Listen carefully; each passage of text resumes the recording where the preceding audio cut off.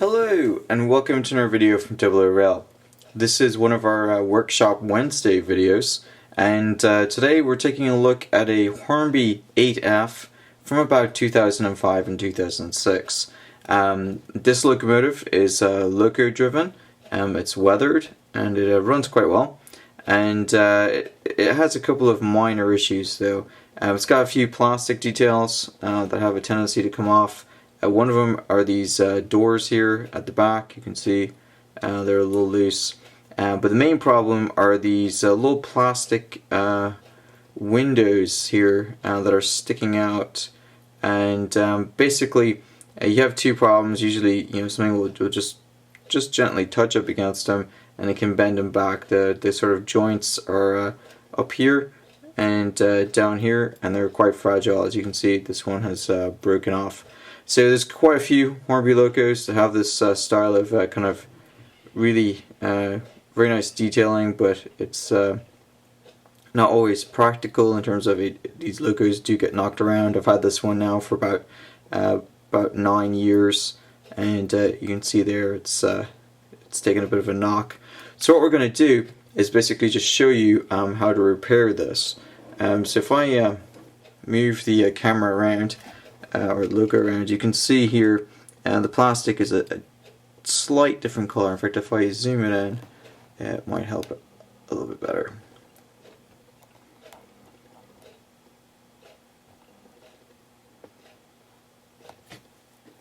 Yeah, there you go. So what we're going to do is we're just going to put, if I push this out of the way a little bit, you can see there's just a, look at, you can see right here there's just a little plastic white piece, which is where this was originally attached, and you can also see that it's weakening up here. So what I've got is some Loctite super glue, and it's the brush on kind. However, I'm not going to use the brush. What I'm going to do is use the brush just to get a dab onto this paper clip. And then what we're going to do is, that's about 8 or 9 seconds here, so we're going to take it and just very gently drop it or touch it like so up against that. And then we're going to take just another piece of metal here and just very gently push this into place. And I'm going to hold it with my thumb, and hopefully after a few seconds, it takes about 15 seconds for this to stick. Sometimes you don't always get enough glue on it with the paperclip trick. We did that time though. So yeah, it's looking pretty good. And so what I'm also going to do is, actually, it didn't quite stick, so I'm going to do that again. So we're going to go and get a good dab on the end of the paper clip. I'm going to push this out of the way. Make sure it gets into the loco there, and then just hold it in place. Now, when you're holding it in place, one thing you don't want to do is basically bend this too much, because it was designed to bend back and forth. And you can see there what you really want is it sticking out like it is on the other side, but it's very easy to flex that and cause it to bend inwards, even just a small amount. So what I'm also going to do is, since the top one here is a little weak, I'm going to just reinforce it with a little bit of super glue. So once again, taking the brush, I'm just dabbing the paper clip into it. So you can see there the paper clip has just a bubble of glue on it, and then all you do is just position it downwards and just touch it slightly, trying not to get any glue on the loco itself. You just want to get it onto that kind of plastic clear joint, which we've done, and I believe we are good to go there. So you just want to make sure that you don't get any on the loco. If you do end up getting some on the loco, you can reinforce it with some weathering powders, and it'll pretty much hide that kind of glue residue. However, we haven't done that there, and you can see now it's sticking out properly, just like it is on the other side. You can take a look there at the detail too. It's quite a nice locomotive. Alright, so what we're going to do next is, this loco hasn't been run for a while, so we're just going to do some basic maintenance to it.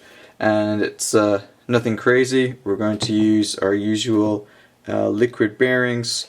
This is just synthetic oil. You can use any kind of synthetic oil. Do not use 3-in-1 type oil.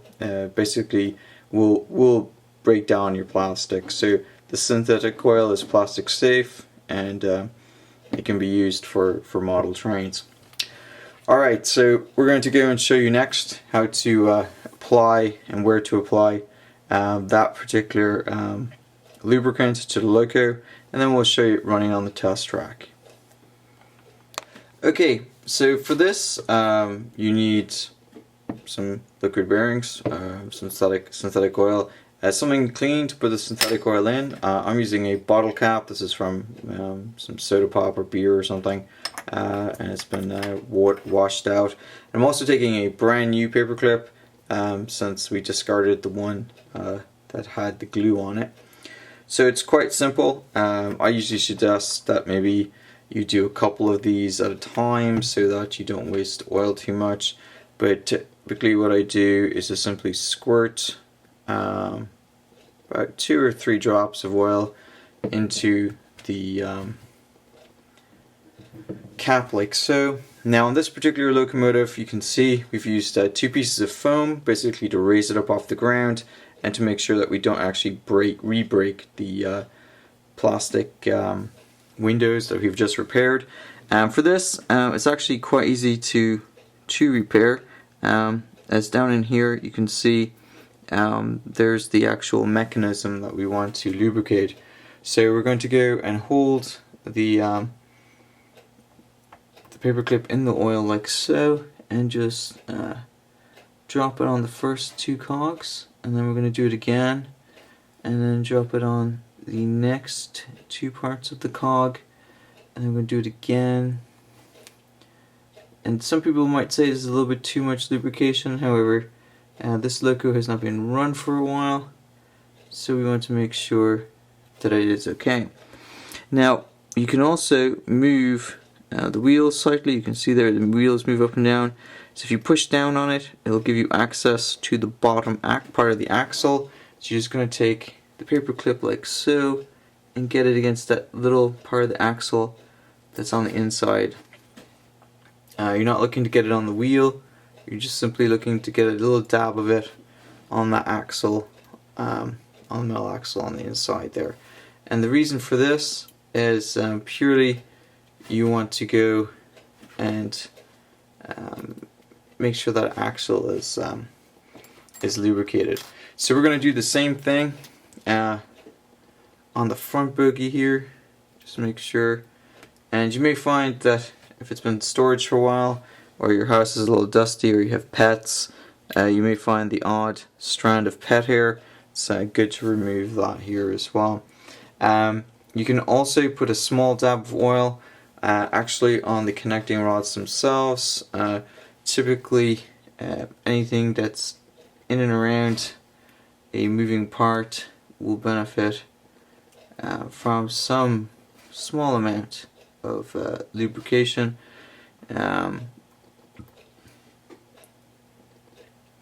Like so. And then what we'll do is we'll flip it around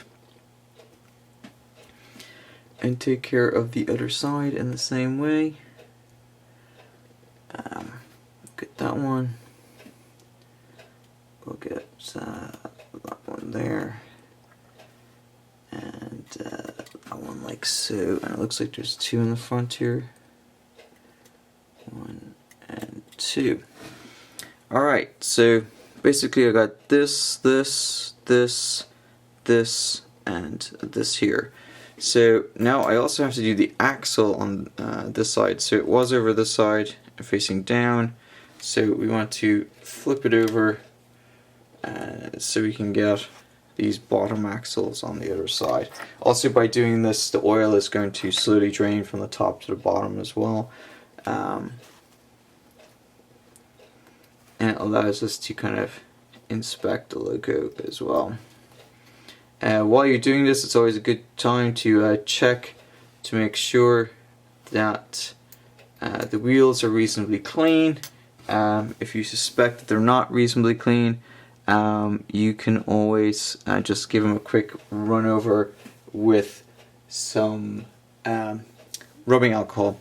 So I'm going to do that next. So if you give me a few seconds, I'm going to get the rubbing alcohol and do that while we're looking at this loco.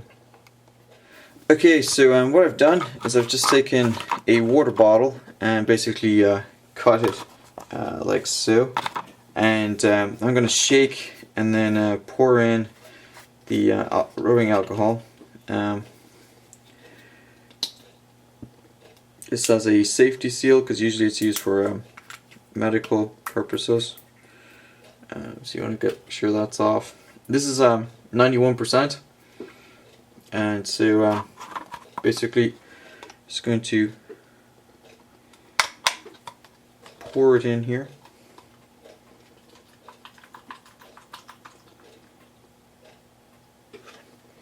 Now keep in mind this stuff is highly flammable, and it will sting if you get it into your fingers or cuts like I just did. But in general it's not too bad. So what we're going to do is move the oil out of the way here, and we'll use that on the tender here in a minute. Now yes, I know this is not a tender driven loco, but we will be using it on the tender, and I'll explain why in just a minute. So what we're going to do is basically hold the loco like so, and just run down each wheel like so with the Q-tip, and you can see there it is getting some dirt off, so the wheels probably weren't the cleanest. And then we'll do the same thing on the bottom wheels like so. It looks like the main driving wheels for some reason here in the center were the dirtiest, and then you can also use it on the front wheels here as well, and these will actually spin so you can get those pretty clean. Then what we'll do is do the same thing again, just with a second Q-tip. So sorry if I move my hand out of the way there. I'm just going to spin it with the top and then rotate the Q-tip as it goes along the wheel, and that one's pretty clean, so wheel once again. Now what you can do is, if you note the location of the connecting rods, you can apply a little bit of power to the loco, have it rotate slightly, and then you can clean the other side. That's obviously something that's fairly straightforward. Alright, so now that this is cleaned, we're going to go take it here and just place it on the test track, and then we're going to go work on the tender. So the tender, we're basically going to do the same thing but just in reverse. So we're going to go ahead and clean the wheels first. So I'm going to take the rubbing alcohol here, and the nice thing with the tender is that the wheels will spin all the way around, so you just have to clean it like so. If it's not too dirty, you can just go ahead and do this. You may have to apply a little bit of pressure to get these clean. It really depends on how much dirt is on the thing. I usually use just one Q-tip for each of the axles. So here I've used one side of a Q-tip for this one, and I'll use the other side of the Q-tip for the other half of the axle, and then finally we'll do one more on the last part of the axle. Now if you have a tender that has a metal piece right here, it doesn't hurt to just clean that off as well. Can help with the electrical connection if there's no dirt in there causing trouble. So I'm just going to dip that really softly, and just sort of, if I move my hand out of the way here, you should be able to see. We're just going to clean that off as well. Alright, so that's basically it in terms of cleaning it. And we're also going to just lubricate the axles here as well. So I'm going to do the same thing. There's actually a place for it where you can lubricate right in there. So you can see there's two gaps, one there and one up here. And we'll do the same thing right in there. And you don't need a lot of this, you just basically need enough to touch it. So you can see there's, I'm just getting both of those, and that's one. And I'll try to do an angle there so you can see. That's the other one. And then basically just kind of spin them for a second and you're good to go. Right, so I'm putting this on the test track as well, and I'm going to move the camera and let you guys take a look at the end result. Alright, so here's the Loco by itself here on the test track, and we're not moving it very far. I'm going to test it over the point set. We're just moving it back and forth just to make sure that it still runs pretty smoothly. You can see there, it's working pretty well.